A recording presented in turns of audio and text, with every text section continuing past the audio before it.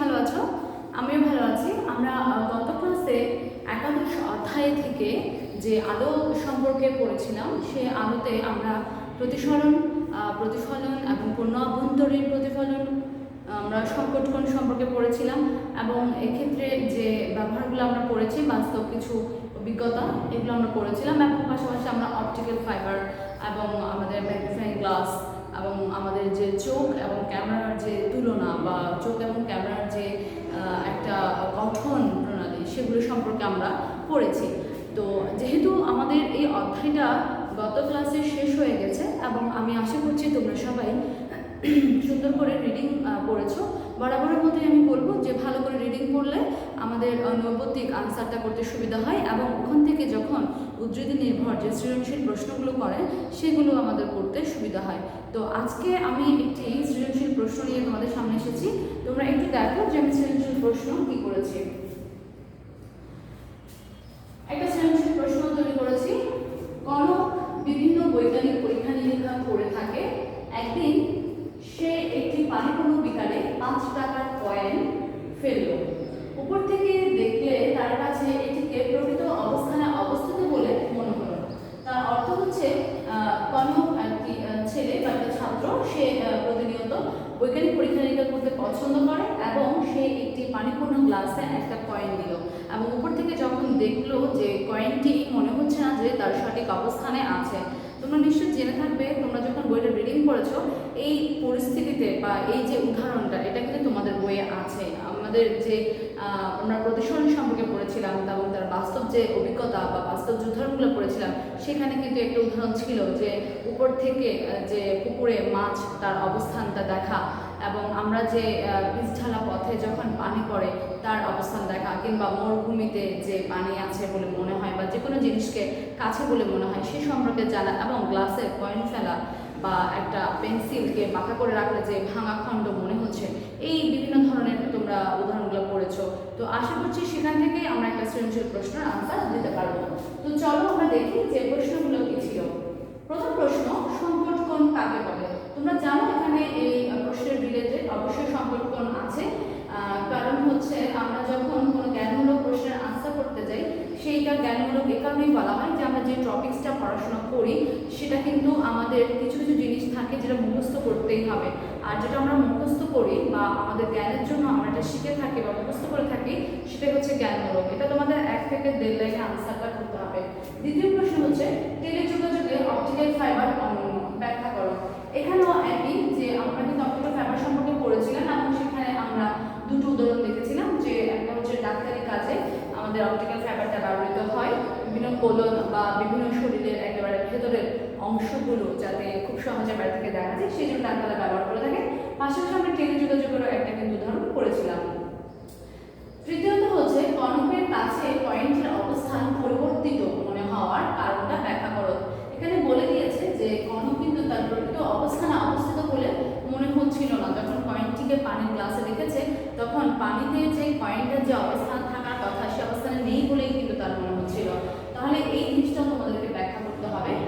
ঘ নাম্বার প্রশ্ন, গোসলের উদ্দেশ্যে স্বচ্ছ পানিতে খাড় বাঁধানো পুকুরে সিঁড়ি দিয়ে নামার ক্ষেত্রে কনক উল্লেখিত ঘটনাটাকে কিভাবে কাজে লাগাতে পারে তা বিশ্লেষণ করো। আমরা দেখতে পাচ্ছি গ এবং ঘ দুটি কিন্তু উদ্ধৃতি নির্ভর। উদ্ধৃতি তোমাদের যেভাবে প্রশ্নতে দিয়ে দেওয়া হবে ঠিক সেভাবেই তোমরা গ এবং ঘ প্রশ্নের আনসার করবে।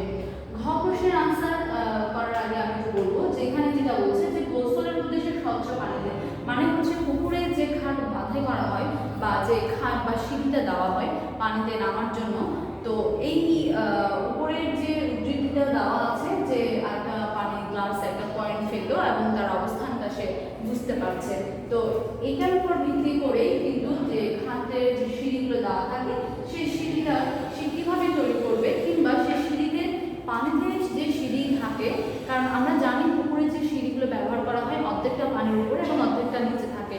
তো যখন নামবে তখন কিন্তু অবশ্যই সে চোখে দেখবে যে সিঁড়িটার অবস্থানটা কোন জায়গায় আছে। এই অবস্থানটা জানার জন্য কিন্তু আমরা চাইলে এই উদ্ধৃতিটি বা এই ব্যাখ্যাটা বা এই জ্ঞানটাকে আমরা কাজে লাগাতে পারি। তাহলে চলো আমরা এখন প্রশ্নের আনসারগুলো দেওয়ার চেষ্টা করি। প্রথম প্রশ্ন, কনক যে সংকটকোণ সম্পর্কে এখানে একটা আইডিয়া দিয়েছে সেটা সম্পর্কে আমরা জানি। তাহলে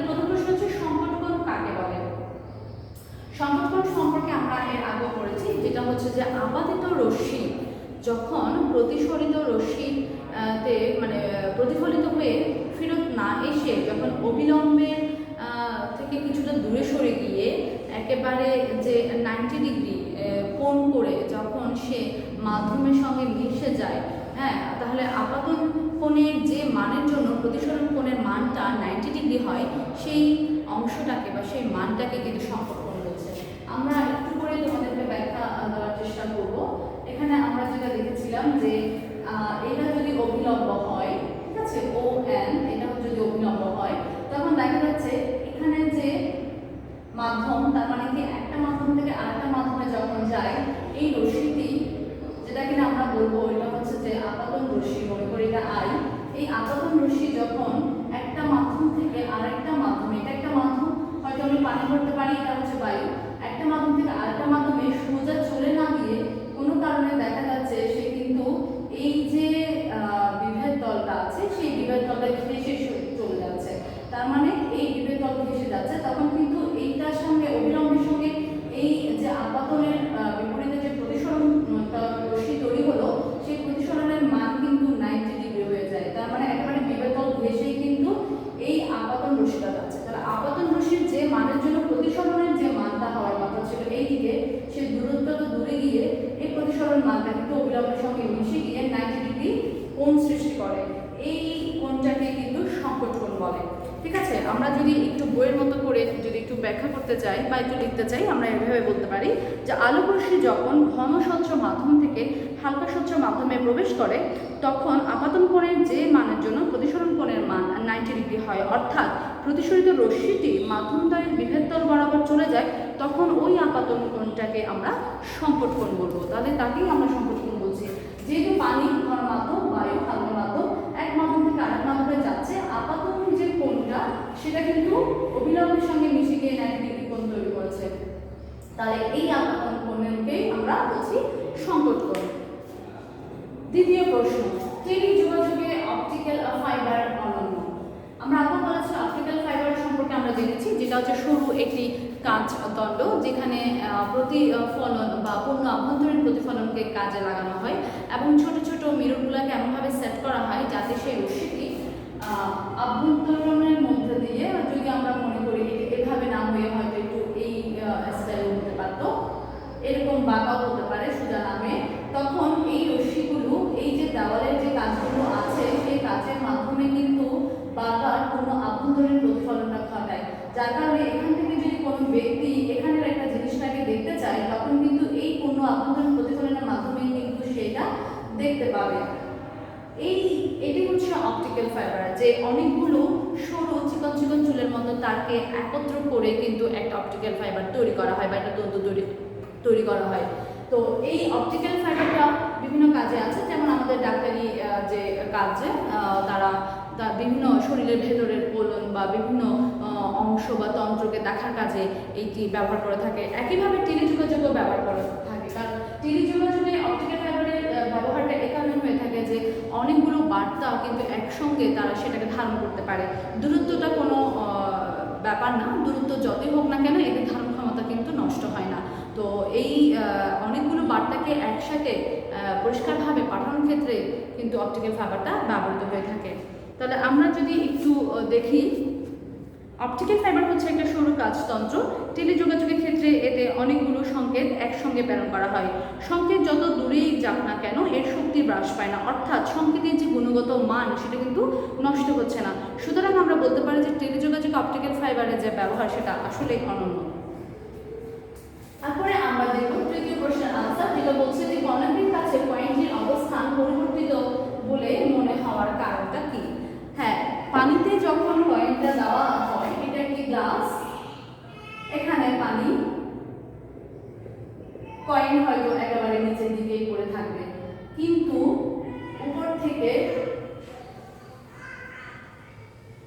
কোনো ব্যক্তি যখন এই কয়েনটিকে, কারণ এই যে একটা ব্যক্তি যখন গ্লাসের উপর থেকে দেখবে, বাইরে কিন্তু বায়ু, ভেতরে হচ্ছে পানি, তার মানে হালকা মাধ্যম থেকে ঘন মাধ্যমে কিন্তু সে দেখছে, যার কারণে এই কয়েনটি যদি এখানে পড়ে থাকে, যেহেতু কয়েন একটি ভারী বস্তু, সে অবশ্যই একেবারে গ্লাসের তলাতেই থাকবে, কিন্তু দেখতে তাকে একটু উপরে বলে মনে হবে, অনেক অবস্থানে আছে। তাহলে প্রকৃত অবস্থান ছিল এখানে, কিন্তু সে দেখতে পাচ্ছে যে কয়েনটা এই জায়গায় আছে। এই যেটা হচ্ছে এটা কিন্তু প্রতিসরণের কারণেই হয়ে থাকে। তাহলে আমরা দেখলাম যে কয়েনের যে আলোর প্রতিসরণের কারণে কিন্তু এই যে কয়েনের পরিবর্তনটা সে দেখতে পাচ্ছে। যে আমরা যেটা এতক্ষণ ধরে পড়ে আসছি যে আলো যখন এক মাধ্যম থেকে অন্য মাধ্যমে যায়, বিশেষ করে ঘন থেকে যখন হালকা মাধ্যমে, স্বচ্ছ একটা মাধ্যমে যখন সে সরল পথে যায়, তখন কিন্তু মাধ্যমের কোনো একটা পরিবর্তন হয় না। কিন্তু যখন সে মাধ্যমের পরিবর্তন হবে, মানে একই মাধ্যমে যদি সোজা পথে যায় সেক্ষেত্রে কোনো পরিবর্তন নেই। কিন্তু যখন হালকা থেকে ঘনতে যাচ্ছে, এক মাধ্যম থেকে অন্য মাধ্যমে যাচ্ছে, তখনই কিন্তু রশ্মির কিন্তু পরিবর্তন হয়। আর এই পরিবর্তনের কারণে যে বস্তুটিকে আমরা দেখতে চাচ্ছি সেই বস্তুটির অবস্থানটাও কিন্তু পরিবর্তিত হয়ে যায়। আমরা তাহলে আনসারটি একটু এভাবে দেখি যে কর্ণকের কাছে কয়েনটির অবস্থান পরিবর্তিত বলে মনে হয়েছে, কারণ হচ্ছে কি এটা আলোর প্রতিসরণের কারণে। উদ্ধৃতি থেকে কয়েনটি ছিল পানিপূর্ণ একটা বিকারে। এক্ষেত্রে কয়েন থেকে নির্গত আলোকরশ্মি পানি থেকে বায়ুতে আসার সময় মাধ্যম তলের বিভেদ তলের অভিলম্ব থেকে খানিকটা দূরে সরে যায়, ফলে কর্ণকের চোখে একটা অবাস্তব প্রতিবিম্ব দেখা যায়। অবাস্তব বলছে এই কারণে যে এটা যতটা নিচে থাকার কথা ছিল ততটা আমরা দেখছি না, আর একটু উপরে হয়ে দেখছি, তাই যা বিকারের তলা থেকে কয়েনটিকে একটু উপরেই দেখা যায়। এভাবে কর্ণকের কাছে তার প্রকৃত অবস্থানটা বোঝা যায় না, এই কারণে মনে হয়েছে যে তার অবস্থানটা পরিবর্তিত। সর্বশেষ প্রশ্ন, গোসল উদ্দেশ্যে স্বচ্ছ পানিতে ঘাট বাঁধানো পুকুরে সিঁড়ি দিয়ে নামার ক্ষেত্রে উল্লেখিত যে ঘটনা সেটাকে কি করে কাজে লাগাতে পারে? হ্যাঁ, সেটাকে আমি একটু খানিকটা ব্যাখ্যা করেছিলাম যে এটা যদি তার অবস্থান হয়, তাহলে এটা যদি হয় সিঁড়ি, তাহলে দেখা যাবে যে এতটুকু যদি পানি থাকে, ঠিক একই রকম একটু আগে আমি যে ব্যাখ্যাটা করছিলাম যে পানিপূর্ণ গ্লাসে যখন একটা কয়েন দেখতে পাই, ঠিক একইভাবে এই ঘটনাটা কিন্তু এখানে দেখা যাবে। কারণ এখান থেকে যখন কণক দেখবে, এটা হচ্ছে উপরের অংশের সিঁড়ি, এবং পানির নিচে যখন সিঁড়িগুলো থাকবে তখন তাকে বুঝে নিতে হবে যে সিঁড়িটা যতখানি পানির নিচে গেলে আমি মনে করছি ততটা কিন্তু পানির নিচে না, আর একটু উপরে। সেই জন্য কিন্তু তাকে সেভাবেই কিন্তু নামতে হবে। কারণ আমি যখন দেখব আমার সিঁড়ির নিজস্ব যে অবস্থান ছিল তাতে কিন্তু উঁচুতে বলে মনে হবে, সেই উঁচুতে মনে করে আমি যদি পা ফেলি তাহলে অবশ্যই স্লিপ করার সম্ভাবনা থাকবে। তাই আমি যতটা উপরে বলে মনে করবো আমাকে পা ফেলতে হবে তার থেকে একটু নিচে মনে করে, কারণ নিচেই কিন্তু তার অবস্থান, যতটুকু অবস্থান থাকবে পানির কারণে কিন্তু তার থেকে একটু উপরে বলে অনেকে মনে হবে। যেহেতু এখানেও ঠিক একই রকম, বায়ু থেকে কিন্তু সে কি দেখছে, হালকা মাধ্যম থেকে ঘন মাধ্যমে দেখছে। বায়ু হচ্ছে হালকা, পানি হচ্ছে ঘন মাধ্যম। বায়ু কিন্তু উপর থেকে কিন্তু বায়ু থেকে কিন্তু ঘন মাধ্যমে পানির ভেতরে কিন্তু সিঁড়িগুলোকে দেখবে, তাই তার সঠিক অবস্থান সে বুঝতে পারবে না। তো উল্লেখিত ঘটনা থেকে তার আইডিয়া করে তাকে একটু নিচে করে তার পাটা ফেলতে হবে যাতে কোনো দুর্ঘটনা না ঘটে। তাহলে আমরা দেখতে পেলাম যে কি করে কনক এটি ব্যবহার করতে পারে। আমি তোমাদেরকে আনসারটা একটু সুন্দর করে বলে দিচ্ছি। উদ্দীপকে উল্লেখিত ঘটনাটি হলো আলোর প্রতিসরণ। পুকুরের স্বচ্ছ পানির জন্য পুকুরের ঘাটের সিঁড়িটিকে যেভাবে দেখা যায় এটি তার থেকেও একটু নিচের দিকে থাকে। এর কারণ হলো একটি নির্দিষ্ট স্বচ্ছ মাধ্যমে আলোর সরল রেখায় চলে, যেটা আমি বলছিলাম যে একটা নির্দিষ্ট মাধ্যমে আলো কিন্তু সরল রেখায় চলছে। অন্য মাধ্যমে প্রবেশের সাথে সাথে কিন্তু তার মাধ্যমটা পরিবর্তন যখন হয়ে যায় তখন রশ্মিরও কিন্তু একটি পরিবর্তন হবে।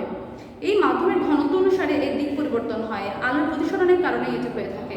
ফলে কণক বায়ুর মাধ্যম হতে সিঁড়িটিকে তার প্রকৃত অবস্থান হতে একটু উপরেই দেখতে পাবে। ঘন মাধ্যম পানি হতে আলোকরশ্মি হালকা মাধ্যম বায়ু প্রতিসরিত হওয়ায় সিঁড়ির যে অবস্থানে প্রতিবিম্ব সৃষ্টি হয় তাই কণকের চোখে কিন্তু তার দৃষ্টিগোচর হবে। এই কারণে কণক কিন্তু সেই স্বচ্ছ পানিতে সিঁড়ি দেখবে এবং তার একটু নিচেই কিন্তু তাকে পাটা ফেলতে হবে। এভাবেই সে কিন্তু পানিতে যে সিঁড়ি আছে সেটা সে ব্যবহার করবে। আশা করছি তোমাদের এই প্রশ্নের যে আনসারগুলো খুব সহজ এবং আমি সহজভাবেই তোমাদের কাছে পৌঁছানোর চেষ্টা করেছি। তোমরা আরেকবার ভালো করে তোমাদের বইটা রিডিং করবে, বারবার পড়বে, কারণ হচ্ছে বারবার পড়লে তোমাদের নবীতিকে সুবিধা হবে। আর আমি যে কোয়েশ্চেনটা তৈরি করেছি তোমরা চাইলে বাসায় নিজেরাই একটা সৃজনশীল প্রশ্ন তৈরি করে নিজেরাই সেটা প্র্যাকটিস করতে পারো, তাহলে তোমাদের যে প্র্যাকটিস করার ক্ষমতা বা সৃজনশীলতার যে ক্ষমতা, লেখার যে ক্ষমতা সেটা বাড়বে। তাহলে আজকের ক্লাস স্টুডেন্ট এ পর্যন্তই। সবাই ভালো থেকো, সুস্থ থেকো, ধন্যবাদ।